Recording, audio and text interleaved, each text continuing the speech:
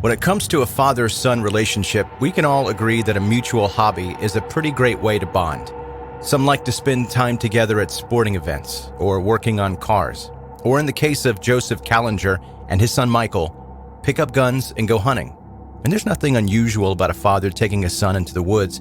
In addition to bonding, hunting embodies many life lessons and principles to live by. But for the Kallingers, the experience meant something completely different. They were not after common game animals. They were hunting humans. Discretion is advised. This is 10-Minute Murder.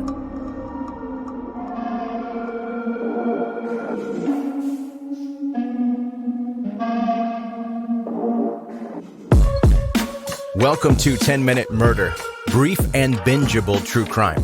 My name is Joe, I'm the host, and I really appreciate you listening and joining today. Of all the true crime podcasts that you could be listening to, you chose this one. And one of you listening reached out and mentioned that there was an episode way back, early on in the podcast, where I mentioned that you could listen on Alexa. And when I said it, it triggered their device. And I'm glad now that I know that that happens, because the last thing I want to do is to get that motor mouth going. When she starts going, you can't stop her. And it would be a shame if I accidentally said something like, Alexa, read my internet search history. Did that work? Somebody tell me if that worked. A lot of awkward conversations are going to be had today. JK, I don't think that works. But just in case, Alexa, subscribe to 10-Minute Murder. You're welcome. Now let's get to today's story.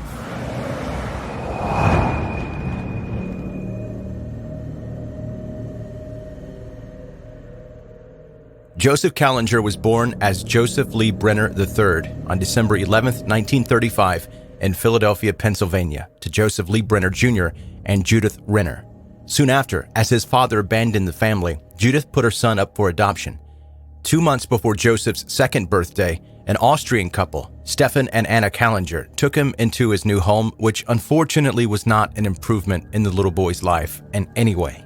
The way Joseph was treated by the Kallingers makes you really question why Stefan and Anna even wanted to adopt a baby, or how on earth they were approved as adoptive parents in the first place.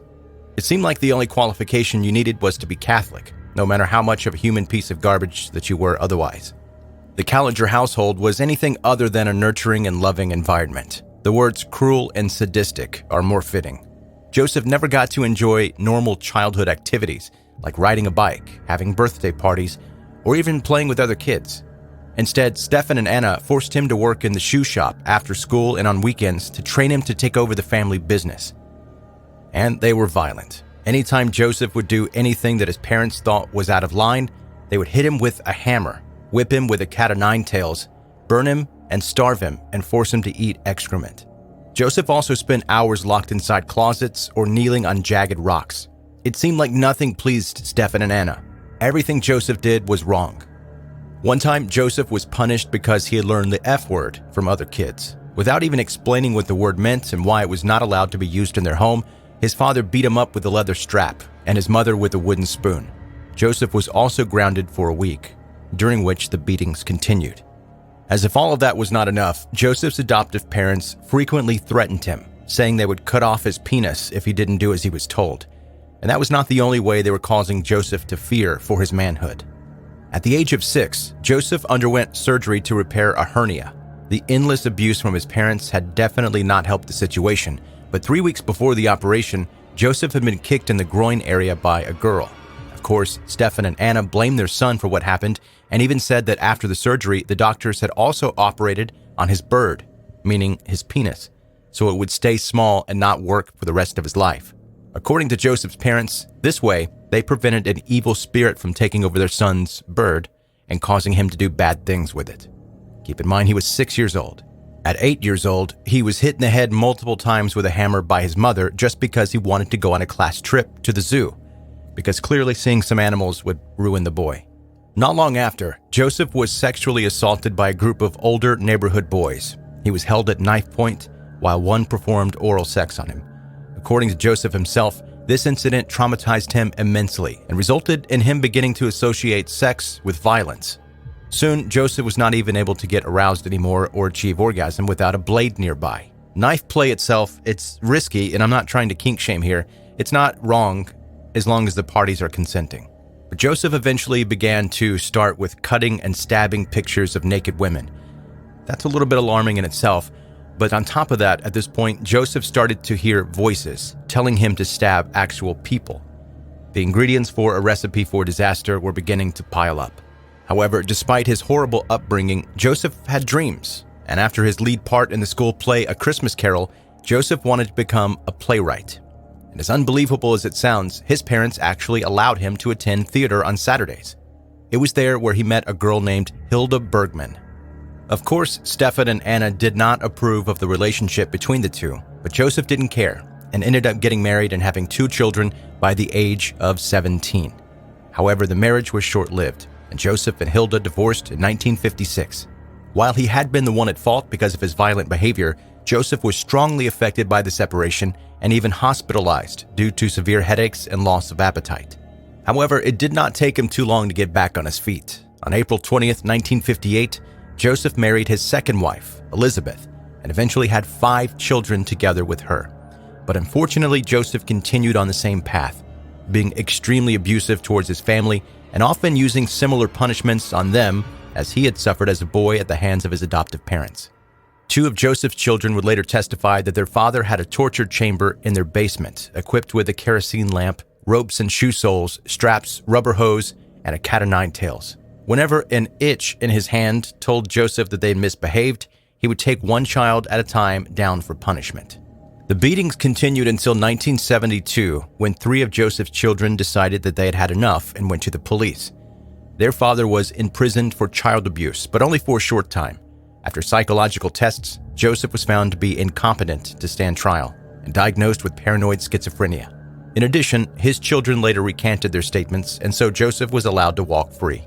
A couple of years later, Joseph began hearing the voice of God, which, according to him, came from a head without a body named Charlie. Apparently, the voice told him to murder young boys and slice off their penises. At this point, it's a little hard to understand why this man was not receiving mental health care, but of course, things were different back then. It was 50 years ago. So, as it seemed logical to Joseph, he decided to follow the orders of the voices and even asked for the help of his 13-year-old son, Michael, to carry out his sick plans. Contrary to all reason, Michael responded sounding excited. "Glad to do it, Dad." Together, father and son began to hunt for their prey. First, on July 7th, 1974, they lured a 10-year-old Puerto Rican boy named Jose Colazo into an abandoned factory where they tortured and severed his genitals before asphyxiating him to death. Just a month later, Joseph took the life of his own son, 14-year-old Joey, who he had tried to kill several times before, but this time he was successful. After drowning him, Joseph dumped his body at a demolition site. But what could have been the reason for him to kill his own flesh and blood? Of course, it was money. Shortly before his disappearance, Joseph had taken out an insurance policy on Joey for $45,000, which would be about $250,000 today. While Joseph claimed that his son had just run away from home, the insurance company didn't buy it and denied paying out any money. Joey's body was later found, but his cause of death could not be determined, and due to lack of evidence, no charges were brought.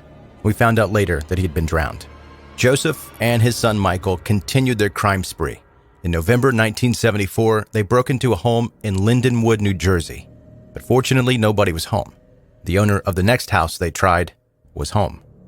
After breaking in, Joseph sexually abused the woman after tying her to the bed. On December 3rd, 1974, the father and son team held 5 women hostage in Susquehanna Township, Pennsylvania, and stole $20,000 worth of valuables and cash. Afterward, Joseph and Michael kept traveling and broke into the homes of Pamela Jask and Mary Rudolph. Both were forced to perform sexual acts on Joseph at gunpoint. 2 days later, on January 8th, the criminal duo invaded a home near Leona, New Jersey, armed with knives and guns, and they took 8 hostages.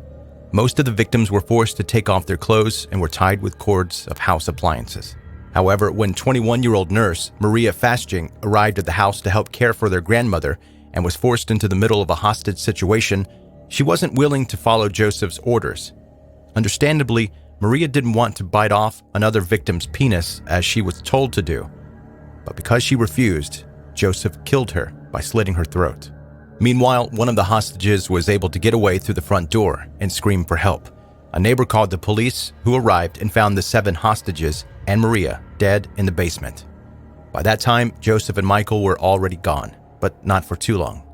On their way home, using the city bus as their getaway vehicle, the father and son team had stashed their weapons in a blood-stained T-shirt, which police quickly discovered. In addition, authorities learned about the unsolved and bizarre death of Joey Kallinger and his father's history with child abuse. When eyewitness statements and police sketches produced the suspects, then matched Joseph, he was arrested on January 17, 1975. The police also initially took in 11-year-old James Kallinger because they weren't sure which son had been Joseph's accomplice. They both looked alike. After they figured out it was Michael, James was released. Joseph Kallinger was charged with 3 counts of murder, 4 counts of robbery, 4 counts of false imprisonment, and 1 burglary. He testified at his own trial and told the jury that God spoke to him and often told him what to do. Joseph also stated that he was actually 1,000 years old and had been a butterfly before receiving his present human form. No, he doesn't sound sane at all. He was declared schizophrenic and was found fit to stand trial. The first trial in Pennsylvania ended with the hung jury in June 1975. 3 months later, at his retrial, Joseph was found guilty of all charges, including the murders of his son and 9-year-old Jose Collazo. He was sentenced to between 30 and 80 years in prison. He was also convicted in New Jersey in October 1976 for the murder of Maria Fashing and giving life imprisonment. Afterward, when he was asked about the condition of his client, Joseph's lawyer said, quote, "I never wanted him to be acquitted. I wanted him in a mental institution for the rest of his life. He was sick, he was an evil man, and the evilness was a manifestation of the illness." Michael Kallinger was thought to have been under the influence and abuse of his father and was not judged as harshly. He was sentenced to a reformatory, and after finishing his sentence, Michael changed his name and moved away for a fresh start. His father's life, however, kept spiraling. While in prison, Joseph behaved violently towards other inmates and even attempted suicide several times, including setting himself on fire. However, what finally killed him was a seizure on March 26, 1996. He was 60 years old. Before his death, in television interviews, Joseph kept expressing his continuing desire to slaughter every person on earth and commit suicide only to, quote, become God. Fortunately, that fantasy never became a reality.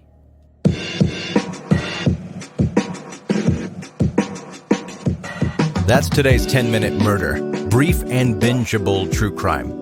Thanks for listening today, and if you are brand new to this podcast, I appreciate you sticking around to the end. And if you enjoyed it, please subscribe so that you don't miss any future episodes of 10-Minute Murder. Also connect with the podcast on social media. Links are in the show notes of this episode, or just go to whatever place you want to follow 10-Minute Murder, type it into the search bar, and it'll pop right up. Lastly, if you have friends and you think they could be into brief true crime stories like this, let them know about 10-Minute Murder. And just so you know, I have received the 1 million messages asking me to do an episode on Ed Kemper. There's no way to do that in a one-part situation, so it's going to be a multiple-part thing. I'm going to try for 2, but maybe more than that. It might be a long 2, but we'll see. Just wanted to let you know what's on the horizon. Thank you for listening to 10-Minute Murder. Be safe. Have a good night.